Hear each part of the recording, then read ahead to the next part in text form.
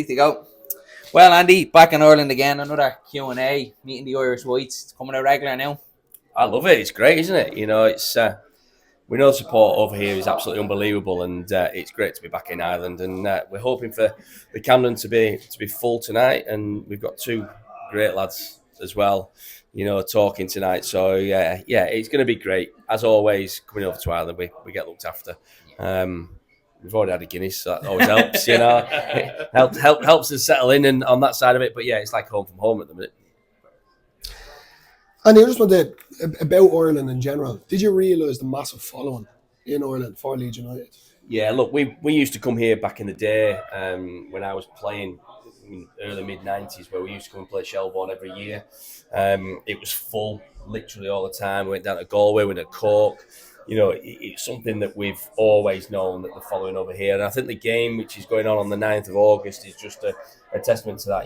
45,000 tickets sold now or something. It's absolutely ridiculous, really, that we've got that support over here. We've got a lot coming over from the UK, but the Irish support is huge. We know that on match days, when I'm doing my job on match days and we're out in the corporate areas, there's always a good gathering of the Irish in there. So it's a fantastic support which we get over here, and not just here but all over the world. But it shows how big Leeds United is. But the Irish support is special.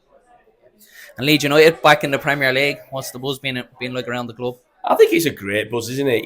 It's where we want to be. Look, it's going to be difficult. Let's not look at that side. We've brought 4 players in at the minute. Do we need a few more? Hopefully we do.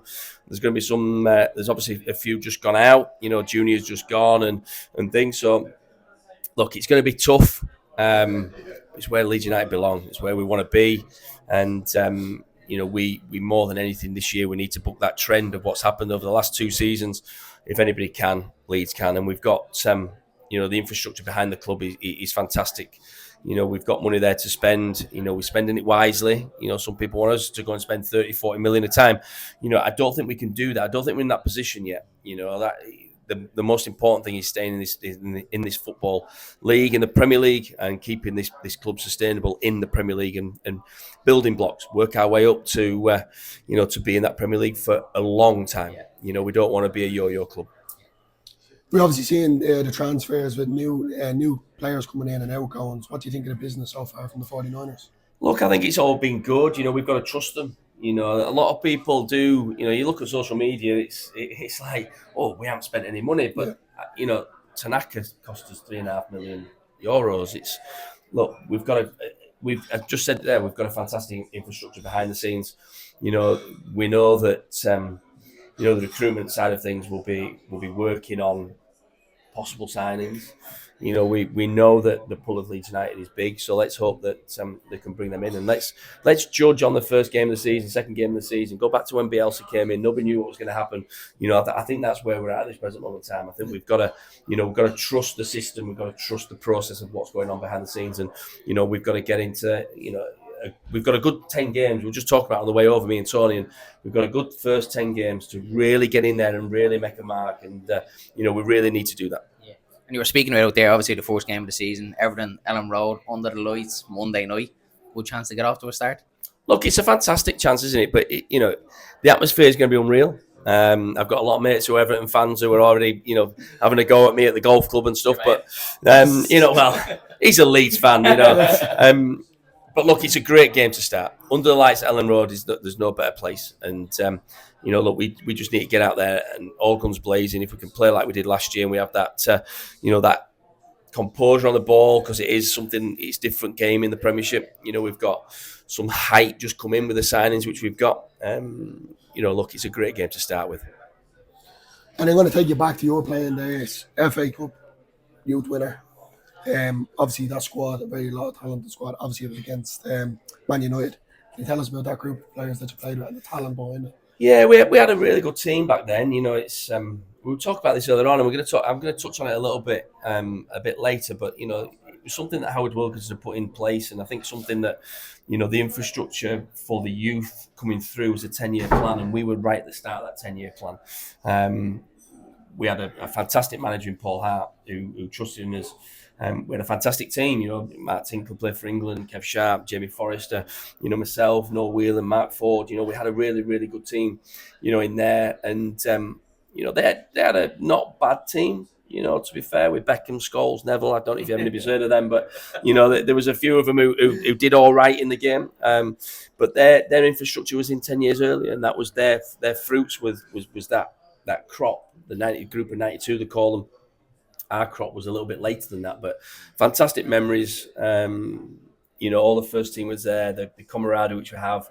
We still have a WhatsApp group with that winning team as well. So we all still speak to each other regular, and it's a fantastic thing. And what was it like, Andy? Obviously, all of us as Leeds fans would love to get out one chance to play in Ellen Road. What was that like walking out on Ellen Road, and obviously the pressure of a massive fan base also? Well, I think it's something that it's your job at the end of the day. You work up from a young age at 14. For me, I was a Leeds fan before that. It was a boyhood, joy to go out there and do what I did on that pitch. And, it's something that everybody wants to do. But, I was very fortunate to be able to do it. I don't think you think about it then until you've actually finished and you come away, because it is your job and it's something that you just go out and do. And my first game was against Coventry, and I came on as a sub, and Lucas did his cruciate ligament, and I came on for the Chief, and yeah, look, we won, and it was the main thing. But then you're in that conveyor belt of playing in the first team, and you want more of it because you've just experienced it. Exactly. So it was a fantastic thing.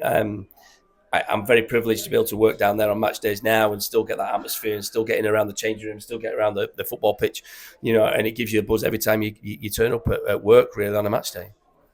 So life for you now, obviously we've seen you do a lot of MC and hospitality events. How's that going? How do you find that? Yeah, it's all good. We've got obviously we've got the boys here tonight. We've had a few events over here which we've come over and done quite a few over back in the UK, which is great. I love it.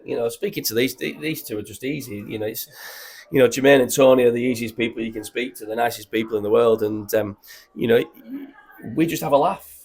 That's what it's about. Because we've all been very privileged what we do, but we have got knowledge in the game, and speaking to these people and getting a little bit of that back from them is just a fantastic thing. And we love coming out here. We love being in with the fans and integrating and making them aware of, I suppose, what we've done and our thoughts and our insights into what we know behind the club. And look, Leeds is in a fantastic position. The MCing is going well. I'm enjoying it. We've got another one up in Belfast. We've got another one up there with Stuart Dallas and Tony Drigo up there as well. So that's on the 8th of August. Get your tickets now. Get yourself up there. Make a weekend of it. You can get it's at the Mill. You'll love it. It's brilliant. Stuart Dallas, he doesn't do many. I know you guys were at the one which we did down here. For Tony McGurk, which was a fantastic event, but Stuart doesn't do that many, and we've got him coming up to Belfast, his hometown, which is going to be fantastic. And it's a weekend. It's another £30 on top of your ticket to go to watch the game on the Saturday down in Dublin. My voice is going, already. I know we twins. Do you know what? I've had this for like over a month now, and it's just ridiculous. I don't know what it is, to be fair. I think it's hay fever, a little bit like that, but it's going to be a great event up there, and I love doing it. And at the end of the day, I'm doing it with my mates, which is even better. Yeah, well, cheers. Thanks very much for giving up your time, Andy. It was a pleasure speaking to you. No Appreciate problem. It. Very much. Cheers, boys. Thank you. Thanks, Andy. Who's on next?